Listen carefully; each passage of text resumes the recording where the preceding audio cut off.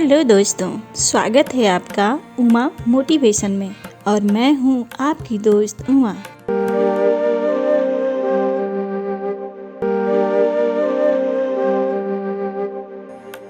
दोस्तों, हमारा मानना है कि यदि हम किसी को कुछ समझाना चाहते हैं तो उसके लिए कहानियाँ एक बेहतरीन विकल्प हैं। अतः हम लाते हैं ऐसी मोटिवेशनल कहानियाँ जिनको सुनकर हमें सीखने की प्रेरणा मिलती है। तो चलिए शुरू करते हैं आज की मोटिवेशनल कहानी। बहुत समय पहले की बात है। एक महात्मा जी नदी के पास होते हुए गुजर रहे थे। नदी के साफ बहते हुए जल को देखकर उन्हें नहाने की इच्छा हुई और वे पानी में उतर गए। जब वे नहाकर बाहर निकलने लगे तभी उनकी नज़र पानी में डूबते हुए एक बिच्छू पर पड़ी। वह बिच्छू पानी में डूब रहा था और छटपटा रहा था। बिच्छू को छटपटाता देखकर महात्मा जी ने सोचा, यदि बिच्छू को तुरंत निकाला न गया तो वह तड़प तड़प कर मर जाएगा। अतः वह तुरंत ही आगे बढ़े और बिच्छू को बचाने के लिए उसे हाथ में उठाकर नदी से बाहर लाने लगे। तभी बिच्छू ने महात्मा जी के हाथ पर डंक मार दिया और झटके से महात्मा जी के हाथ से बिच्छू गिर गया। बिच्छू गिर गया और गिरकर फिर से पानी में तड़पने लगा।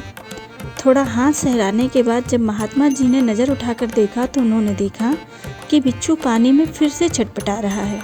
उसे छटपटाता देखकर महात्मा जी अपना दर्द भूल गए और फिर से उसे बचाने की लपके।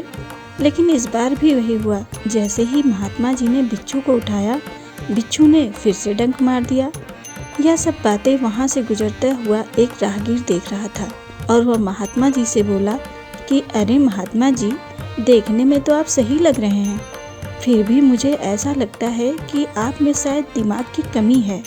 अरे जब वह बिच्छू आपको बार बार डंक मार रहा है तब क्यों आप इसे बचाने के चक्कर में पड़े हुए हैं?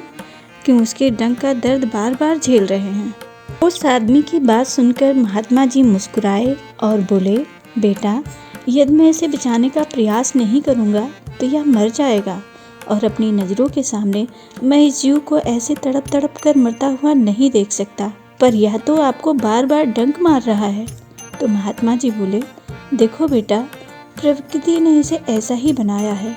यह हम इंसानों की तरह सोच समझ नहीं सकता और ना ही इसमें अपनी भावना व्यक्त करने के लिए हम इंसानों की तरह दिमाग और हृदय है। पर इसका अर्थ यह तो नहीं कि इसने जीने का हक खो दिया है और इसे मर जाने देना चाहिए। डंक मारना इसकी प्रवृत्ति है। अब इसे प्रकृति ने ऐसा ही बनाया है तो इसमें इसका क्या दोष है? हम इंसान हैं और प्रकृति ने हमें सब कुछ सुनने, समझने, महसूस करने की ताकत दी है। हाथों से हम हर कार्य कर सकते हैं, पैरों से हम चल फिर सकते हैं।